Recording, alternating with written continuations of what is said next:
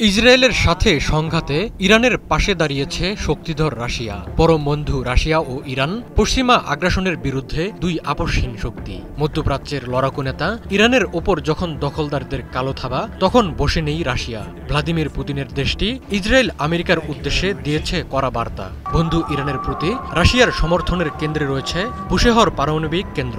Bushehr নিয়ে কঠোর অবস্থান নিয়েছেন ভ্লাদিমির পুতিন।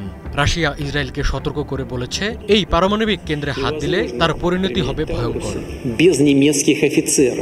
গত শুক্রবার থেকে ইরানে নজিরবিহীন হামলা চালাচ্ছে ইসরায়েল। জবাবে আয়াতুল্লাহ খামেনির বাহিনীও চরম প্রতিশোধমূলক হামলা অব্যাহত রেখেছে। নেতানিয়াহু বাহিনীর প্রধান টার্গেট ইরানের পারমাণবিক স্থাপনা এবং পরমাণু বিজ্ঞানী। ইসরায়েলের প্রতিরক্ষা বাহিনীর এক মুখপাত্র দাবি করেন, তারা বুশেহর পারমাণবিক কেন্দ্রে হামলা চালিয়েছে। এই দাবি পারিপার্শ্বিক বিপর্যয় এবং আঞ্চলিক সংঘাত বৃদ্ধির আশঙ্কা জাগিয়ে তোলে। ইসরায়েলের দাবি প্রত্যাখ্যান করে ইরান। পরে ইসরায়েলি বাহিনীও নিজেদের দাবিকে নিজেরাই মিথ্যা প্রমাণ করে।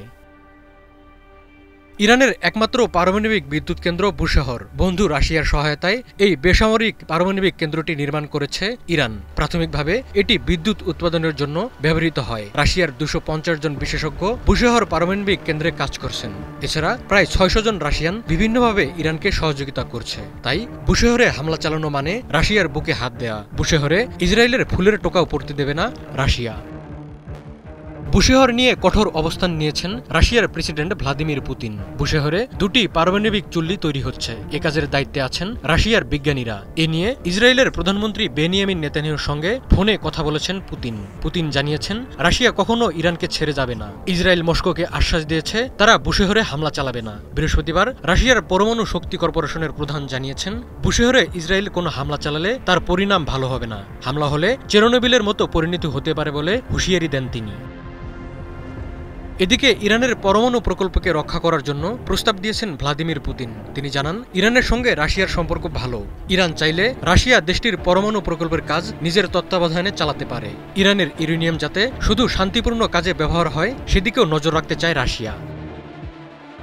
বুশেহর পারমাণবিক কেন্দ্রটি অত্যন্ত সুরক্ষিত এবং আধুনিক প্রতিরক্ষা ব্যবস্থায় সজ্জিত।